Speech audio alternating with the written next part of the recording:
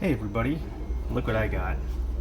Picked up a set of electric mirrors for the Miata, and my 1990 was never set up to have these electric mirrors, but I'm gonna mount them because they'll fit, and I'm not gonna run the electric part. I can just adjust the glass as needed, but I'm gonna clean these up and paint them to match and install them because I like them much better than those non-power ones. So bit of an upgrade for not a lot of money. Alright, here I am out in my paint booth area again. See, it's approved by Auto Club. I'm going to go ahead and I got these things all scuffed, sanded, cleaned, taped, and I'm going to start to spray them red to match the car. So I don't know if I'll be able to get these done today, but at the very least I'll get a good start on them. So I got the paint out in the sun warming up. I'll get going on this. I've got one coat on one side of these, and it's actually covering really well, so that's a good thing. I'm going to leave this dry in the sun for a bit, and then I can flip them over and do the other side. I guess I could technically hang them from these cables if I wanted to, but so far it's not that big of a deal. I'll just do one side at a time.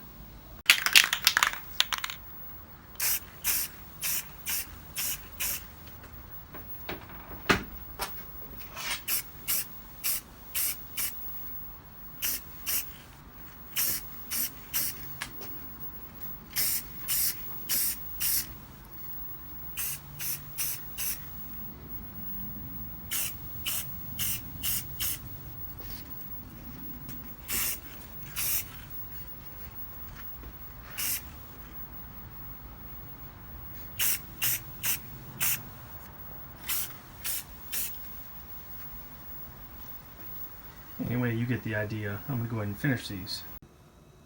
Well, I have to say these things turned out pretty darn nice for rattle can. They're still kind of tacky, and I got a couple marks on the other side from where it was laying on the cardboard, but I'm going to wait for these to fully dry. Tomorrow I'll turn them over and I'll touch up those spots and put them back in the sun. Then these things will be ready to go on the car. I got the gaskets there. I'll clean those up, and I'm gonna like the look of these much better than the standard ones. Even if these are just going to be dummy mirrors for now, I'll just leave the wires inside the door. I don't know, maybe there's some sort of conversion for the 1990 to give it power mirrors. I'm sure there is, but the mirrors, the glass themselves is rarely ever going to get moved, so it's not that big of a deal. But definitely like the look of these much better.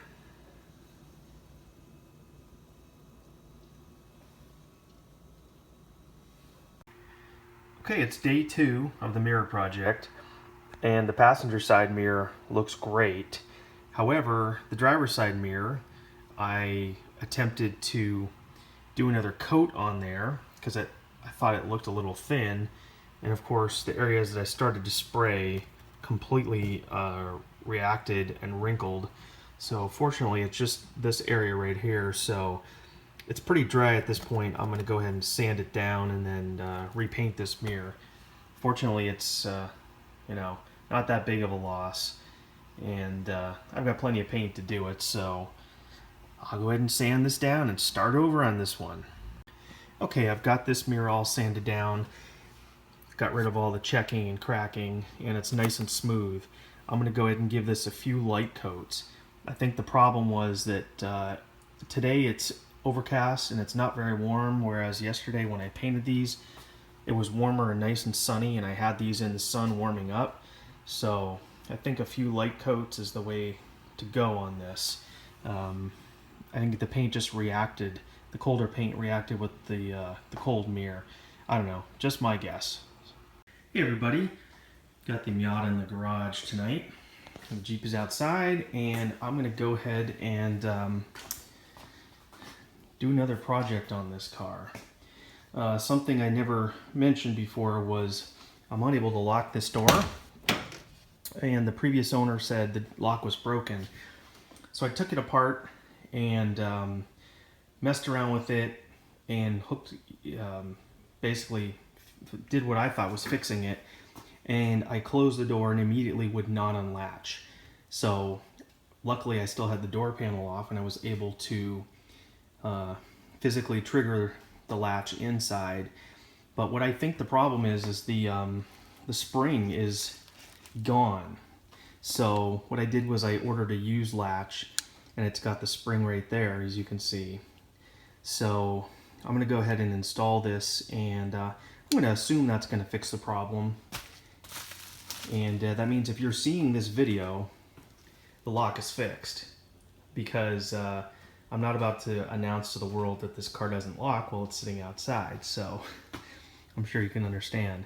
But anyway, I'm going to go ahead and take this door panel off, which will allow me to go ahead and replace some of those clips that I got in the mail right here. And I'm going to put the passenger side mirror on, I think, tonight, because I really don't have anything else to do, and it's only about 10 after 5 on Friday, so stay tuned. So there's the spring on top of the replacement latch, and I don't know if you can see it, but I can actually look in the hole right there, and the spring is missing. So this does definitely appear to be the problem. So because it's so accessible on top, I think what I'm going to do is just take the spring off rather than replace the latch. I'll give that a try, and if it works, great. If it doesn't, well, I've got this as a backup anyway. So I already took the screws out, but it just seems such a no-brainer, so I'll give that a try first. Alright, I got the spring on, and that went on pretty easy actually, even with greasy fingers. So now to test it, I just need to reinstall this lock rod. It hooks into there, and then through the back there, and then that should hopefully solve the problem. So I'm going to hook this up and keep my fingers crossed that that actually doesn't bind the door closed like it did when I first tried it. I actually call this a success. The door opens and closes, and it even locks and unlocks, which is something it never did before. The time when I first hooked it up, I locked it and closed it and it wouldn't unlock, so I had to, like I said, I had this panel off and I had to reach down there with a coat hanger and manually unlock it. But it turns out it's that stupid spring. I don't know where the one for this door went. It's probably in the bottom someplace, but I've heard of other people online having this problem. I'm not sure where you can just buy the spring. It looks like it might be fairly easy to find, but you'd have to basically have one first in order to, be able to determine the size and everything. So I'll keep this latch just in case. But for now, I'm definitely happy. I have 2 doors that lock. That's progress. Another thing I'm going to do while I've got this panel off is I'm going to lube those window tracks. This window's not too bad, but the passenger side does go up noticeably slower. So I know the right way to do it is to take it all apart and re-grease it. But for right now, I'm just going to spray some WD-40 down there, and that should help free things up a little bit. I can't wait till the side of this car is painted. I can get rid of this crusty old belt molding, replace it with the used one that I got. So I definitely want to get at least this quarter panel and maybe that door painted this weekend. I really don't have a lot of paint left. I've actually had to special order some of this paint because the local stores around here, I pretty much, bought all the cans that they had. I guess there was a run on this Rust-Oleum Cherry Red is the official name of the color, Cherry Red paint. So I'll do what I can this weekend, which should be, I think I've got 4 full cans. I don't know if that'll be enough to do the quarter panel and the door, but at least I'll get the quarter panel done and I'll go from there. And then I'll still have to do the fender, the hood, and the entire other side of the car, but one thing at a time. And then when I'm done, I can color sand and buff everything. Give it, it's got a pretty decent shine to it, as you can see right there, but it's got a lot of dust in it. So that was to be expected from a rattle can. But I got the window all the way rolled up. I can see why there's a problem with this one, because the roller is actually missing completely on that one. The roller is in place there, and that grease looks to be pretty fresh. So it's struggling a little bit going up and down, but I guess that's to be expected. So I'll check the other side, the passenger side, and see if you know, how many of those rollers I need to order. I'll do some investigating online. I know you can get some aftermarket or whatever, but I'll probably not mess around with that. I'll probably just get the original factory ones because I just want it to work. I don't want to screw around with it. Here's the mirror before.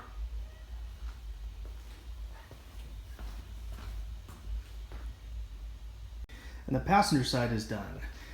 It was much more of an ordeal than I expected. I had to go get longer screws because the ones that came with the old mirrors weren't long enough. And I had to really hog out the middle hole that was there. It just, I don't care. I mean, you know, I had a big drill bit for that, but it's on there nice and secure now. It's not going anywhere. So I ended up just cutting off the wire that was going to it. It can be spliced back on later, but there's no harness in this car because it's a 1990 and I don't have the switch, and I'm not going to go through the trouble of wiring everything up and getting the switch. So I'll keep the harnesses, and I can, you know, always reattach them down the road if I feel the need. But for right now, the glass can just be moved inside the actual mirror itself, so no big deal. They definitely look a lot better, that's for sure. Got the driver's side mirror off, and this is the hole I'm talking about. I already had to enlarge it once when I put those factory mirrors back on. I say the original mirrors, but with this replacement mirror, the hole's got to be much larger and much deeper. So I just end up drilling it out with this Christmas tree bit until it's big enough. I know what I did on the other side, and I know what I need to do approximately on this side, so I'm just going to drill it out. I'm not going to put the mirror on tonight, because when I'm done drilling that and fitting the mirror, I'm going to start prepping this side for paint tomorrow. Maybe a couple little dings here and there. This quarter panel looks okay. I don't really see anything on this panel. This fender's got a pretty decent dent right there, you can see. So, oh, I don't know if I mentioned, when I was at Home Depot, they restocked their paint, so I got 4 more cans. So I think I've got maybe 7 cans, which should definitely be enough to do this side for tomorrow. So I should be able to do the fender, the door, and the quarter. And then one side of the car will be done. Then I'll just have the rest of it to do. So anyway, I'm going to go ahead and enlarge that hole. And that's pretty much, mounting this mirror is pretty much where this video is going to stop. And the next one will pick up when I'm prepping and start to paint. That hole, it's ridiculous. But I've had this thing off and on about 8 times. And this far hole right there just barely lined up. And there's absolutely no play and no give in this, in the shaft to that. It's perfectly straight, so it really requires, you know, plenty of room down there. And of course, I managed to sufficiently fingerprint the paint, which was apparently still wet, so I guess that's not that big of a deal. I'm just going to mount it and then take it off, and I'll just respray that again tomorrow and leave it out in the sun like I did with the other side. The other side is damn near perfect, so at least I got plenty of paint. And that's going to do it for this video. This is on, it's nice and sturdy, full of fingerprints. I don't know, maybe they'll come off. Not going to worry about that. Definitely prefer the way that looks instead of those 2 goofy flimsy mirrors. So another project done. Now I'm going to start to prep the driver's side, scuff it down, and there really isn't any trim to take off. A few pieces here and there, get that ready for paint tomorrow. That's it for this video. Thanks for watching. Catch you on the flip side. Oh, come on, damn it! Oh, that sounds good.